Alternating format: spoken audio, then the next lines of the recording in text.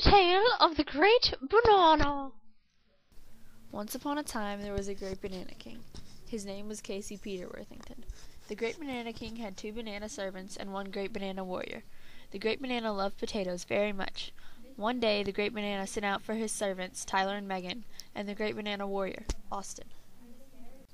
There had been a potato shortage on Banana Island, and the king knew that these 3 would find his potatoes.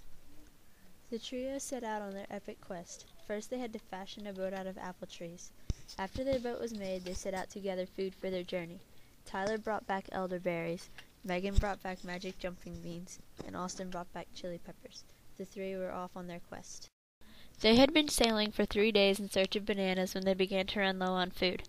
They found an island, Apple Grape Island. As they pulled their boat onto the shore, a tribe of apple grape warriors was lurking in the trees. They were attacked by the apple grape warriors and Tyler was captured. Megan and Austin barely escaped. They made a plan to save Tyler. At lunchtime, when the apple grape people shared a great feast of delicious and succulent bacon, they went to search for Tyler. Megan found him tied to a shrubbery. Austin fended off the apple grapes while Megan cut down the shrubbery and freed Tyler. The 3 left the island in search of potatoes for the great banana king. As they were sailing, they saw an island in the distance. It was Potato Island. The 3 were ecstatic. They paddled their boat swiftly to get to the island before nightfall.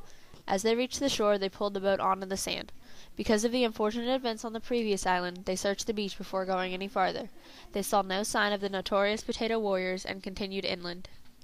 They came upon the great potato garden, but the garden had been attacked by a herd of rabid bunnies. No potatoes had survived. They searched through the smaller gardens on the island, but they too had been devastated by the herd of rabid bunnies. Tyler and Austin found a total of a mere 3 potatoes. They knew this was not enough to satisfy the great banana king, and formulated a genius plan. At nightfall, they would look for the rabid bunnies, which glow in the dark. The 2 banana servants and the great banana warrior found no sign of the bunnies. The bunnies were at a party, and the 3 were devastated, and they planned to leave the next morning. As they began sailing the next day, they saw land. They approached the island quickly in their apple tree boat.